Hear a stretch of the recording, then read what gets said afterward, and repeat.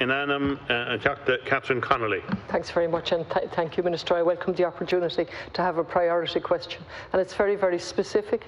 The cost of the vaccination rollout, the nature of the indemnity given to how many pharmaceutical companies, the cost of that, the nature of it, and mostly, and equally importantly, I asked in December to the Taoiseach, and I've raised it many times since, for a compensation scheme. He said he was working on it, and maybe in my second chance I'll come back to the Meanin report. Thanks.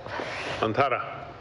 Gormagat, Deputy, and the overall initial funding allocation for the vaccination programme and related expenditure approval is for a total of €200 million for this year, for 2021.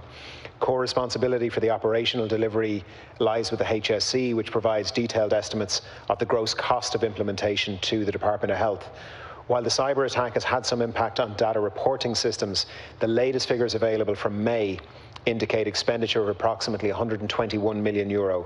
It's envisaged that the overall costs associated with the implementation of the vaccination programme will be significantly in excess of €200 million, of the €200 million already allocated. My department will continue to work closely with the HSE and the Department of Public Expenditure and Reform to ensure cost effectiveness in the context of the vaccine rollout. Regarding indemnity, the content of the advance purchase agreements, including provisions relating to reliability and indemnity, are negotiated with vaccine suppliers by the European Commission and the Commission's negotiating team, and they're acting on behalf of the Member States. Member States may decide to opt in or opt out of any of the advance purchase agreement for vaccines, but Member States do not have scope to recast the provisions of the agreement. The clauses in the APA relating to indemnification and liability are open-ended. They require Member States to provide legal supports, costs and payment of claims arising from any damages associated with the administration of the vaccine. I'm aware that the UK and several European countries have introduced vaccine injury compensation schemes, although there are no plans at present for the introduction here of a COVID-19 vaccine compensation scheme. Thank you, Minister, and I look forward to getting that written reply and going through the figures. But you're saying to date 121 million, is that? I didn't quite catch it. Or was it 200 million spent to date?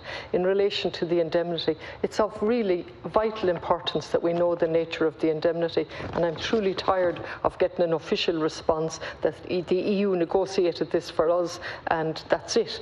I really would like to know what is the business case in relation to that, the risk assessment, whatever words that you use at the level that you're at to tell us what we've signed up to. And then in relation to a scheme to compensate, the Meanin report was published in December 20. The government had it since January 20.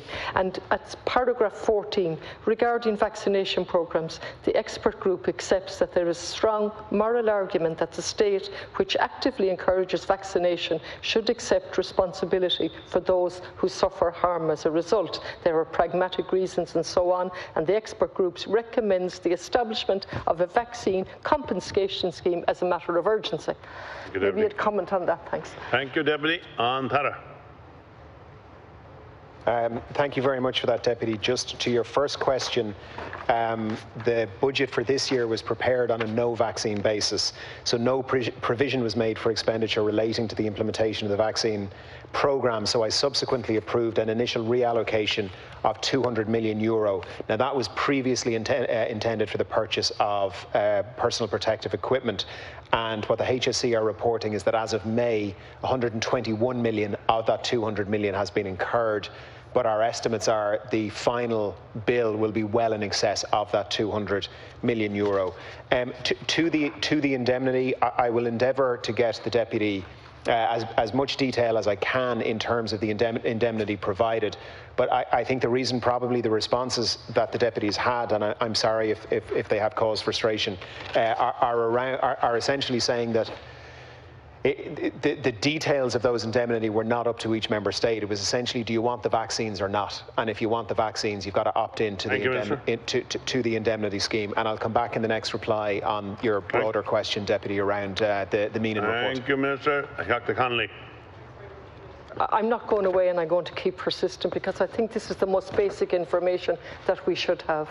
And vaccines are an essential part of the treatment in relation to the virus. One part. And we also need full information around that vaccination programme at every level. I don't know the cost. You've come back to tell me you approved up to 200 million, but that's prior to the vaccination. How much is the vaccination programme costing per month, per year? Could we have that? In relation to the, I can't understand in relation to the meaning, and you're going to come back and I won't have a chance to come in.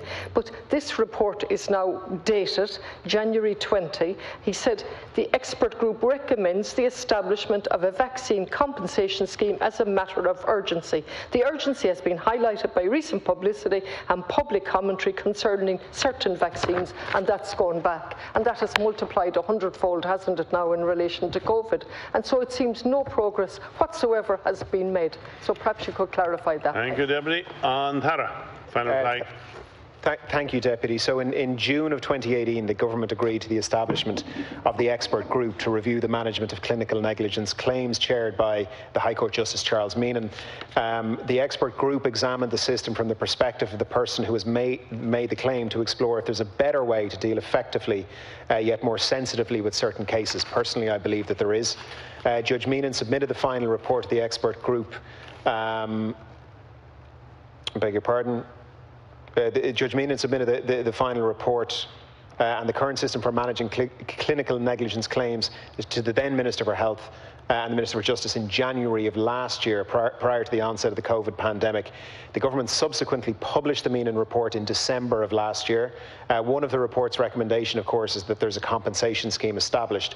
On foot of a request from my department, the Health Research Board carried out an evidence review on the vaccine injury redress programme in other jurisdictions, which was completed in March 2019. And then finally, if I may, Cathaoirleach, the expert group's report, in addition to the HRB's evidence review and consultation with other government departments and relevant state agencies, will inform the development of proposals regarding the establishment of a compensation scheme, including the need for primary legislation, and work, Deputy, to advance policy development in this regard is underway by the department. Thank you, Minister.